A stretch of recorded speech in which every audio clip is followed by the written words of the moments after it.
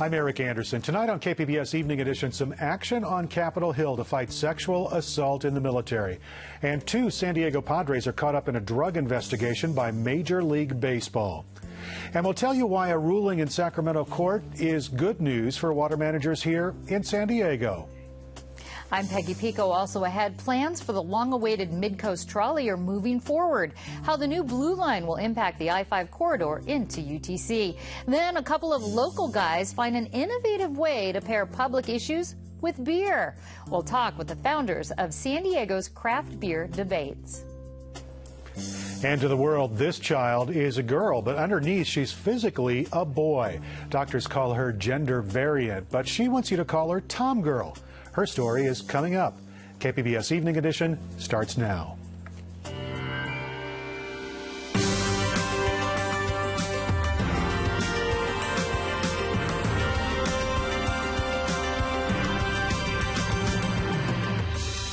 KPBS Evening Edition is made possible by Joan and Irwin Jacobs and by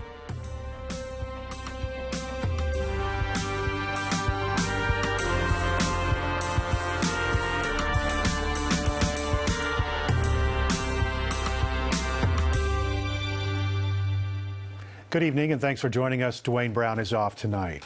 Another congressional panel has taken action on sexual assault in the military. Today, the House Armed Services Committee approved legislation to strip commanders of the ability to overturn convictions in rape and assault cases. Another House panel gave the same approval last month. It's part of a sweeping defense policy bill expected to go to the full House next week. This next story could be the largest drug scandal in American sports history. Major League Baseball could suspend as many as 20 players, including 2 San Diego Padres.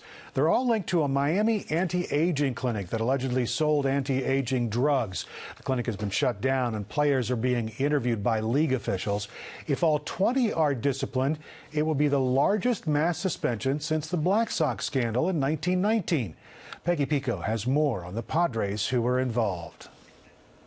Among the 20 players targeted for suspensions by Major League Baseball are Padres shortstop Everth Cabrera and catcher Yasmani Grandal. If found to have used performance-enhancing drugs, the players face a 50-game suspension for the first offense, a 100-game suspension for the second offense, and a lifetime ban for a third. Sports writer Jay Paris is here with further details. And Jay, welcome back. Okay, thank you. Now, put this into context for us. Why is this investigation such a big deal? Well, I think it's a big deal in that there's some big name involved. When you're talking most valuable players, Ryan Braun, Alex Rodriguez, a lot of times in the earlier investigations of this kind of things, they'd go for the lower level guys. They went after the big plums in the tree this time, and it's pretty significant. And 20 suspensions. There hasn't been anything like this since like the early 1900s, right? No, this is big, and I'm a baseball guy, and I feel bad. You know, it's a scandal that's really just starting, and we're a lot closer to the beginning than we are the end. The key here is locally, Everth Cabrera is having a fabulous year, leading the league in stolen bases, most hits for the Padres, and Yasmani Grandal, their emerging catcher. Let's talk about that, because this suspensions would really hurt the Padres, maybe worse than some other of the teams. Right. This team, it works without a net. It can't afford injuries. It can't afford bad contracts. It can't afford bad player personnel decisions. So this would cut at the heart of their team, right up the middle where you need to be the most important. Especially when it comes to Grandal, right? Because he was already he was suspended, right, from some excessive testosterone use? Right. He had a bad test back in November.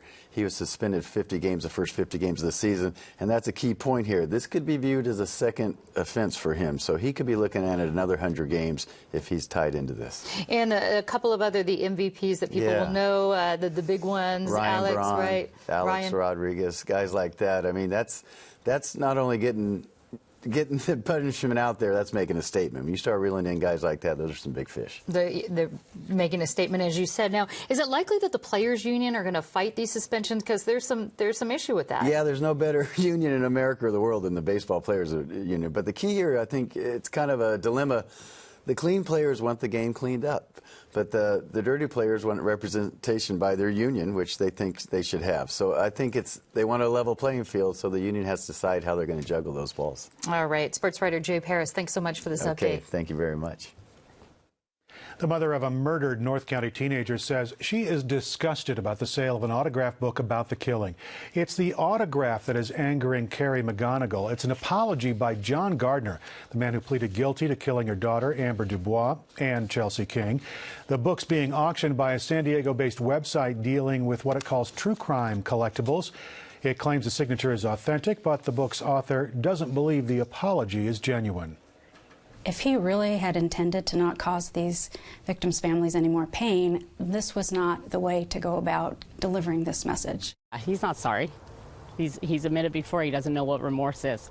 So why all of a sudden he's sorry? State prison officials are now investigating. They want to know how the book got into prison to be signed and then back out again. Former Charles Manson follower Leslie Van Houten went before a parole board for the 20th time today. She admitted her actions in that 1969 Tate LaBianca murder. She says actions that were unforgivable, but she says she's changed and is trying to live a life for healing. Van Houten was the youngest of the Manson followers, 19 at the time of those murders. She's now 63. Susan Rice is moving from the United Nations to the White House. President Barack Obama has appointed her as National Security Advisor. Some Republicans have accused Rice of being part of a cover-up in last year's Benghazi attacks, but now they say they will try to work with her. Federal officials are dropping a plan to allow small knives and some sports equipment onto planes. A few months ago, the Transportation Security Administration proposed dropping the ban on small knives, golf clubs, and souvenir baseball bats. But that idea got strong opposition from airlines and their workers. TSA now says it's dropping the idea so it can concentrate on other programs. San Diego County water managers are cheering a broad legal ruling that helps secure part of the region's imported water supply. A Sacramento judge rejected a host of challenges aimed at shooting down that sweeping deal that doles out Colorado River water. Hala Razik works on the issue for the San Diego County Water Authority. 35 agreements in total that cover different aspects of water supply, environmental compliance, and so on. Razik says San Diego gets about a third of its water from the West's largest river. The legal challenges threaten to unravel the complex deal to end fighting over the Colorado River. What we've been working so hard on has in fact become a secure water supply that we can depend on for 45, 75, 100 years. It's a very important thing for San Diego to make sure that our residents, our economy has security in its water supply. San Diego has negotiated several deals for Colorado River water with Imperial County officials. The Water Authority's Dennis Cushman says securing the supply is only part of the equation. And you got to make the investments in the hardware, and that's the infrastructure. And this region is in great shape for the investments our ratepayers have been willing to make and are making to make the major investments, literally billions of dollars in new large-scale water infrastructure to serve us here in San Diego County. The latest project raises the level of the San Vicente Dam, more than doubling the amount of water that can be stored there. Construction is expected to be done this summer. The public is weighing in on what's considered the largest transit project in San Diego to date. KPBS's Peggy Pico has more on the plan to extend the trolley to La Jolla. The Midcoast trolley line has been in the works since the 1990s, and now the extension is moving forward with public input in the first of a series of meetings held last night. The $1.7 billion project includes extending the trolley line 11 miles from Old Town to UC San Diego and the UTC area along Interstate 5, with additional stations along the way. Here with further details are Jim Linthicum with San Diego Association of Governments and Joe LaCava with the La Jolla Community Planning Association. Welcome. Thank you. Thank you. Jim, how does this trolley extension actually benefit the community? Oh, it's a great benefit. When you think of what has happened at the UC area, UTC area, it is now second only to downtown San Diego as far as the number of jobs as an employment area. So what this 11-mile extension does is it connects the bedroom communities in South Bay with where the jobs are. And it also has other benefits. It connects the three largest universities in UC San Diego with the University of San Diego and with San Diego State, and all the healthcare facilities are up there. It makes it that much easier for people and patients and workers to get to all the hospital facilities. Okay, and kind of an alternative to getting on that I-5 corridor and with all that traffic. Now, Joe, this project was quite controversial for many years, especially when it first started. And though there's no actual organized opposition right now, I know there's still some concerns over noise, traffic, and aesthetics. What's happening as far as addressing those issues? Well, in general, the community is still very excited, as Jim, for all the reasons that Jim said. In terms of addressing some of the issues, I think the biggest issue is really the biology, the crossing of Rose Creek, where it goes underneath SR 52, because there's so much activity in that location. And then also, once it gets across 5 to UCSD and then into the University City, it's an above-ground structure. So the residents and the merchants in that area are concerned about how the aesthetics of that structure is going to look. But fortunately, Sandag has committed to paying very close attention to how those the support structures will look. So that's going to happen. And you're getting some public input. These meetings, you're actually accepting public input. Right. We're getting both through direct meetings with Sandag, and also people are coming out to these community sessions in force, which is good to see, to address these issues and make Sandag aware of the issues so they can make a good project even better. And Jim, let's talk about that environmental sort of impact. Now, I understand the route doesn't run through Rose Canyon directly, but sort of adjacent to it. What is Sandag doing as far as on the environmental side to sort of mitigate any impact? Well, what we've done over the past 2 years while developing this draft environmental document that we've now released is we've worked with folks like Debbie Knight of Friends of Rose Canyon and others in the community to try to find ways to make the project have as little impact as there can be. And if there are impacts, then we want to find ways to mitigate them. And that's what's been proposed in the draft environmental document. And so I had extensive conversations last night with Ms. Knight about the impacts, and we're dedicated to work together to try to minimize any noise impact, visual impacts, and things like that. And Joe, you had a comment on that as well. You're also accepting, like we said, the comments from the public on maybe some ideas. Right. Each of the community planning groups that surround the trolley line are also taking input directly through their community group meetings, and then they will forward those on to Sandag. So there's a lot of different ways for people to make comment on the project. All right. And last year, I understand there was a budget increase in this. So who's paying for this, Jim, and when will this construction begin? Well, the project is being paid for half with local sales tax revenues, and that's called Transnet monies, and the other half is through a competitive process through the federal government called the New Starts process, administered by the Federal Transit Administration. And assuming all goes well, we hope to break ground in 2015 and have it operating by 2018. And that'll be after the environmental reports and everything comes back, probably due when this spring or something, or a year from now? A year from now, we hope to finalize all the environmental reporting. All right. Well, I want to let people know that there are these public meetings coming up and on the trolley extension, and they can go to our website, kpbs.org, for more information. Thank you both for this update. Okay, thank you. Thank you.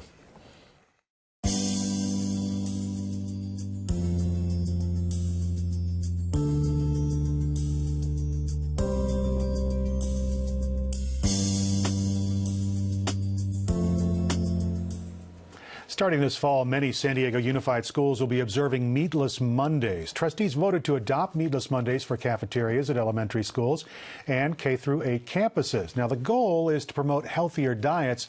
Students can still bring meat in their own packed lunches. San Diego Unified is getting high marks for narrowing the achievement gap between college-bound black and white students. It was one of just 6 large urban school districts across the country cited by the Broad Foundation for increases in the number of African-American students who pass rigorous advanced placement testing. District leaders say that federal grants help them train staff and support students taking the classes. The key point is to change the culture of our high schools. So now our principals, they expect all students to be placed in the most difficult course, and our teachers are equipped to teach students with different learning styles. There is still a gap in who's taking advanced placement classes. In 2011, 28% of the district's white students did, but only 10% of African American students took an AP class. 10-year-old Ryan is one of a growing number of children forcing families and schools to adjust to gender-variant students. Now, Ryan's parents allow her to be interviewed on the condition that her last name and the town not be included. She talked with Martha Irvine of the Associated Press. From mastering a chord to mixing up a favorite treat, 10-year-old Ryan is a typical kid in many ways. But her story is more complex because to the world, Ryan is a girl, but underneath, she's still physically a boy. I don't feel like I was in the wrong body. I feel a girl in my heart and a boy in my brain. The fourth grader from suburban Chicago, whose face we agreed not to show, is what doctors call gender variant, less defined than transgender when a person claims the opposite gender. Ryan calls herself a tom girl. Do you remember when we found the dress-up box? It was a gold mine for me. It was like payday. It was like party. Ryan is one of a small but growing number of students across the country who are challenging conventional gender boundaries at school at increasingly younger ages. Now they're beginning to have a voice and find their own voices, and I think that's what's been making things like interesting and challenging and difficult sometimes, depending upon the family or the kid or the school. Ryan, what were you going to say? Ryan went public as a girl at the end of kindergarten. If you look at the school pictures from kindergarten to first grade, there is a light and a twinkle in her eye that's unmistakable. And if nothing else, just looking at that picture, we were clear we made the right choice. But as more families make the choice to go public sooner, some schools are struggling with how to accommodate them. In Colorado, the parents of a 6-year-old transgender girl named Coy Mathis sued the school because her principal wants her to use a separate bathroom. Her mom says they want Coy treated like a girl in every way. Ryan is okay with using the nurse's bathroom for now. She also says she was harassed by older students early on, but her principal and teachers quickly stopped that. Whoever bullies anyone in the school, it's not tolerated. And I was really moved by that. All we've ever asked for is that our child has the same safe environment that every other parent wants for their children, and that's where we've always come from. Ryan says her school, family, and friends help her fit in. This made me feel more strong and confident because having my own parents' trust is what matters. We feel lucky to have her. Now I was lucky to have you. Don't get too mushy. They say that support will be vital in her teen years. Martha Irvine, Associated Press. Susan G. Komen for The Cure is canceling half of its 3-day charity races next year because fewer people are taking part. Now, the San Diego event will still go on as planned. Komen says there has been a drop in racers over the past 4 years, but it became a little more dramatic last year after a decision to stop giving grants to Planned Parenthood for breast cancer screenings. That decision was quickly reversed. I'm Gwen Eiffel. On the next News Hour, Nobel-winning economist Paul Krugman on the role of government in times of economic crisis. That's Thursday on the PBS News Hour.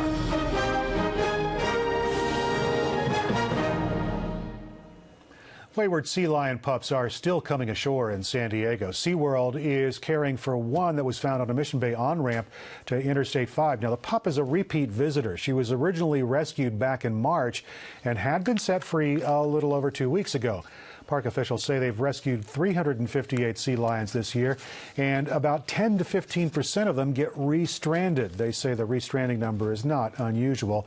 Some of the pups need a little more help. They expect to be able to release the pup sometime in the near future.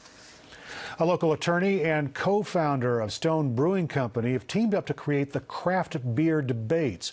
But as Peggy Pico explains, there's no talk of beer. Instead, the lively forums focus on San Diego's important civic issues.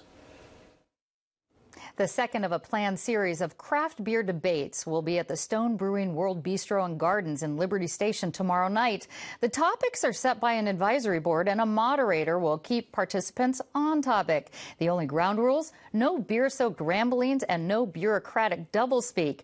Joining me is San Diego attorney Omar Passons, the founder of Craft Beer Debates, and debate moderator Greg Cook, who's also CEO and co-founder of Stone Brewing Company. Welcome.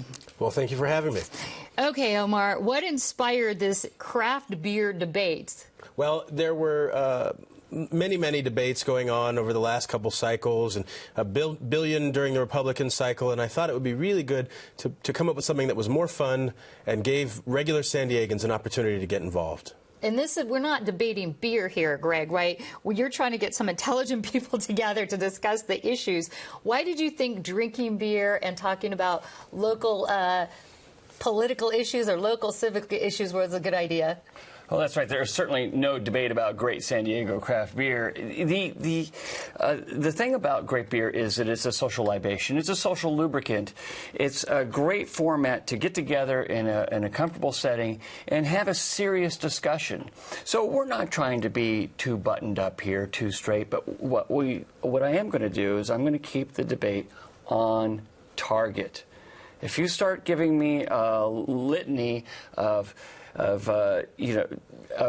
just platitudes, I'm going to cut you off because I really want to know serious issues, and so does the audience. And that's my job, is to make sure that our participants stay focused. And besides the focus, you also wanted to inspire them. You thought this was a good idea because you wanted to get people more involved. You didn't see involvement? Absolutely. Well, there are a lot of people in communities across San Diego, from mine in North Park to up north and Forest Ranch, who do get involved. But we wanted to make it easier for people to have an interesting way to really combine two of my passions, the craft beer industry and civic engagement in San Diego. What are some of the topics that are going to be debated tomorrow night? Well, I'll tell you, the specific focus tomorrow night is whether to stay the course on the A through G curriculum, which you can learn about on the website or come, that type of thing, or consider moving to some alternatives, vocational or other alternative styles of education for the future of the San Diego educational system. Okay, so very specific to San Diego. Now, Greg, you were talking about you take your role as a moderator pretty seriously. What kind of structure and rules? Go over it for us again, as far as people will show up. They get to come to this. Is it formal? Do they come up after the moderator, after you talk about a certain topic? What are sort of the rules here? So the way that it's structured is that the participants on both sides of the fence of the issue get to speak their piece in a somewhat structured format. Again, if we just start getting rhetoric and not getting down into the real issues, I want to hear not just the platitude, but I want to hear what's underneath the reasoning behind their position. Each one of them has a specific amount of time to respond. If they get over it, they get cut off because they're wasting the time of the audience. We want to value the time of the audience. But it's a good-natured structure as well. After all, we're enjoying some terrific beer in the process, and it's about the camaraderie that can come from a great debate, rather than just this, right, of the two sides of the fence, and cannot find one side's opinion valid on any level at all. It's just the rhetoric. And that doesn't hold a place. Yeah, it kind of seems like it's the setting of you're talking with friends over some beer or over some wine or something like that. Now, Omar, how do you guys choose the topics for this? Well, I started to allude to that earlier, and one of my new friends, Eric Bruvold, up at National University, said, "Hey, you should get some sort of an advisory council." So I emailed and tweeted to a bunch of friends and said, "Hey, let's get together. I'll buy you a beer, something local, of course, and let's talk about what would be good topics." And so they came back with a bunch of topics, and now we're in a position to really think about whether there's something that they didn't come up with that we still want to consider. And it's the audience participation part of this format is important to make sure that's clear. As the debate goes on, Greg has the latitude to have audience members interact at a time that doesn't happen in normal debates. Where would you like to see this go, Greg? How would you like to see this progress? I would like to see it progress as being considered a format for people to really understand and learn and get engaged with things, where it's not just the believers of one side and the believers of the other side that are participating, but people who maybe haven't made up their minds but are interested in the general perspective of both sides, so they can create informed opinions. Certainly a dialogue. I want to let folks know that you don't have to be a beer drinker. I'm not a beer drinker. There's certainly other things offered at the Stone Brewing Company. Tomorrow night's debate is already full, but you mentioned that people can show up at the door, and as there's room, there's plenty of room to sit around and listen if that opens up, if there's some That's more right. We space. just opened our gardens at the Stone Brewing World Bistro and Gardens in Liberty Station, a brand new restaurant, one of the largest in San Diego County. So we'll have a beer available for you, even if you can't sit in the room. There's a room just outside of the main debate room. We have a way to right. mitigate the disappointment. All right. Well, we can. Folks can find out how to do that by going to our website, kpbs.org. Omar Passons and Greg Cook, thanks so much for talking with us. Of course. Thank you very much. Cheers. Cheers. Cheers, Omar. There is a high surf advisory in effect until Saturday morning for our south-facing beaches. The Weather Service is warning of big waves and strong rip currents. Coastal temperatures expected to be in the upper 60s heading into the weekend. For the inland valleys, look for temperatures in the mid to upper 70s. It'll be partly cloudy in the mountains, temperatures in the upper 70s, and sunny and hot in the desert, temperature up around 109 degrees. You can find tonight's stories and download the KPBS app all on our website, kpbs.org/evening edition. Thanks for joining us. Have a great evening.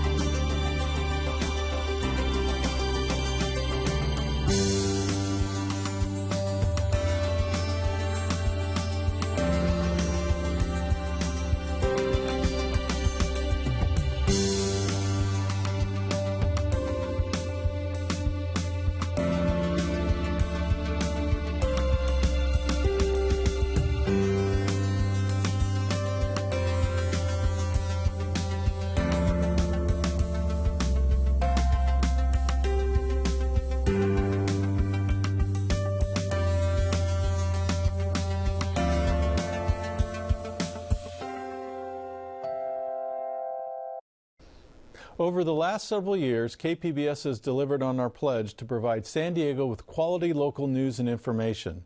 The best examples of this are the KPBS Evening Edition and the PBS NewsHour. From local to national, this award-winning combination of journalism featured on KPBS TV each weeknight is second to none. We take this commitment seriously.